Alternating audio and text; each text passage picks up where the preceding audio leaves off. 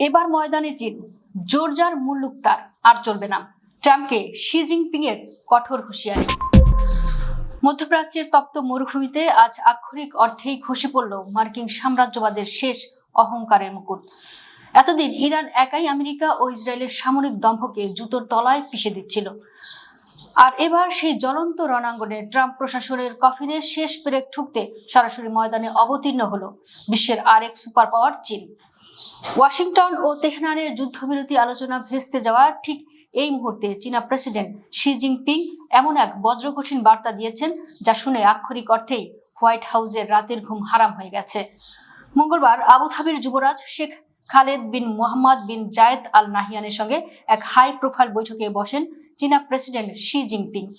সেই রুদ্ধদ্বার বৈঠক শেষে শি জিনপিং সরাসরি ট্রাম্প ও নেতানিয়াহুর দিকে আঙুল তুলে কড়া হুঙ্কার দেন। তিনি স্পষ্ট জানিয়ে দেন, পৃথিবী এখন আর জঙ্গলের আইনে চলবে না। জোরজার মুল্লুক তার এই নীতি চীন বরদাস্ত করবে না। তিনি আমেরিকা ও পশ্চিমা বিশ্বকে চরম উপহাস করে বলেন, আন্তর্জাতিক আইনকে কেউ নিজের সুবিধা মতো ব্যবহার করবে আর অসুবিধা হলে বর্জন করবে, এমন দ্বিমুখী ও ভণ্ড নীতি আর চলতে দেওয়া যাবে না।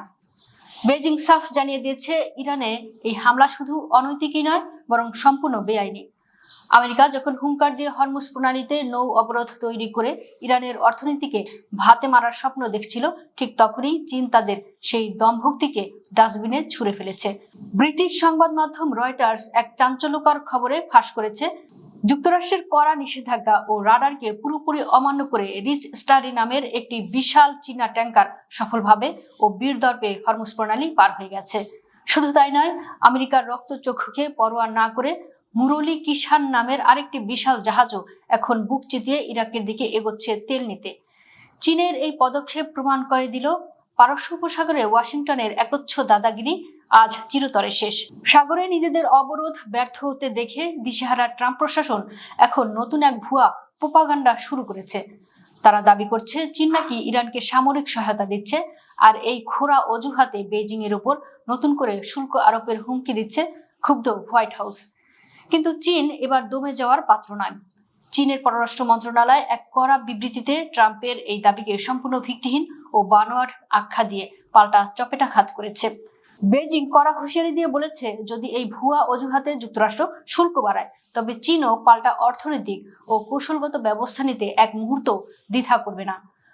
মনে রাখা দরকার, আগামী মাসেই বেইজিং এ ডোনাল্ড ট্রাম্পের সঙ্গে শি জিনপিং এর একটি অত্যন্ত গুরুত্বপূর্ণ মেগা বৈঠক হওয়ার কথা।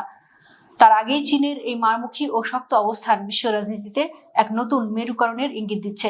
আজ বিশ্ববাসী পরিষ্কার দেখছে, মধ্যপ্রাচ্যে ইরানকে কোণঠাসা করার যে ব্লু প্রিন্ট আমেরিকা ও ইসরায়েল করেছিল, সেখানে পাহাড়ের মতো বাধা হয়ে দাঁড়িয়েছে ড্রাগন।